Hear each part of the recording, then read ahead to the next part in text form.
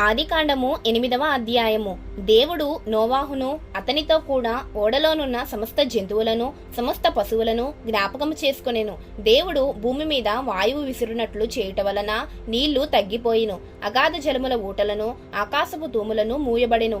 ఆకాశము నుండి కురియునున్న ప్రచండ వర్షము నిలిచిపోయెను. అప్పుడు నీళ్లు భూమి మీద నుండి క్రమక్రమముగా తీసిపోవచ్చు ఉండెను. 150 దినములైన తరువాత నీళ్లు తగ్గిపోగా 7వ నెల 17వ దినమున ఓడ అరారాతు కొండల మీద నిలిచెను. నీళ్లు 10వ నెల వరకు క్రమముగా తగ్గుచూ వచ్చెను. 10వ నెల మొదటి దినమున కొండల శిఖరములు కనబడెను. 40 దినములైన తరువాత నోవాహు తాను చేసిన ఓడ కిటికీ తీసి ఒక కాకిని వెలుపలికి పోవిడిచెను. అది బయటికి వెళ్లి భూమి మీద నుండి నీళ్లు ఇంకిపోవు వరకు ఇటు అటు తిరుగుచూ ఉండెను.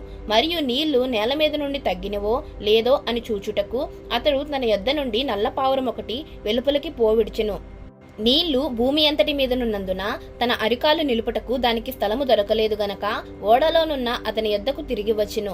అప్పుడతడు చెయ్యి చాపి దాన్ని పట్టుకుని ఓడలోనికి తీసుకొనెను. అతడు మరి 7 దినములు తాలి మరలా ఆ నల్ల పావురమును ఓడలో నుండి వెలుపలికి విడిచెను.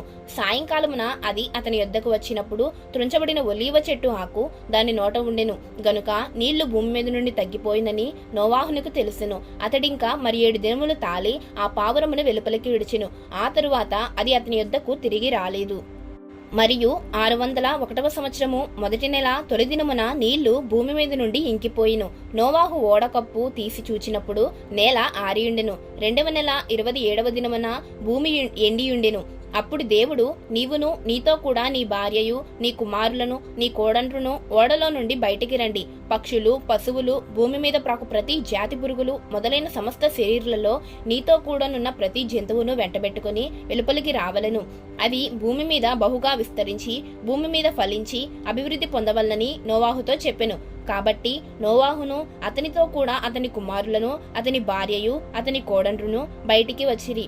ప్రతి జంతువును ప్రాకు ప్రతి పురుగును ప్రతి పిట్టయు భూమి మీద సంచరించువన్నీయు వాటి వాటి జాతుల చొప్పున ఆ ఓడలో నుండి బయటికి వచ్చెను. అప్పుడు నోవాహు యెహోవాకు బలిపీఠము కట్టి పవిత్ర పశువులన్నిటిలోనూ పవిత్ర పక్షులన్నిటిలోనూ కొన్ని తీసుకొని ఆ పీఠము మీద దహన బలి అర్పించెను. అప్పుడు యెహోవా ఇంపైన సువాసన ఆగ్రహించి ఇక మీదట నరులను బట్టి భూమిని మరలా శపించెను. ఎందుకనగా నరుల హృదయాలోచన వారి బాల్యము నుండి చెడ్డది. నేనిప్పుడు చేసిన ప్రకారముగా ఇకను సమస్త జీవులను సంహరింపను. భూమి నిలిచియున్నంత వరకు వెదకాలమున కోతకాలమును శీతోష్ణములను వేసవి శీతకాలములను రాత్రింబగళ్ళును ఉండక మానవని తన హృదయములో అనుకొనెను.